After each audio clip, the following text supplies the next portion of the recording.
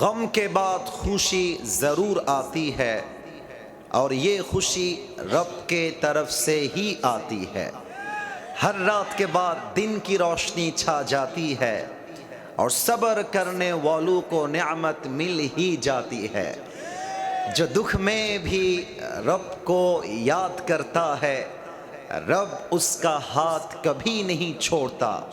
जो दुनिया से कुछ ना कहे बस अपनी रब से कहता है, उसकी दुआओं का जवाब खामोशी में आता है। इसलिए जब तुझे मांगना हो तो उसी से मांग, जब तुझे पुकारना हो तो उसी को पुकार, जब तुझे दुआ करना हो तो उसी के पास कर, और जब तुझे भरोसा करना हो तो उसी पर कर, क्योंकि भरोसे के काबिल सिर्फ वही है, वो तेरा रब है, वो तेरा अल्लाह है। एबार बोलें ठीक है कि ना?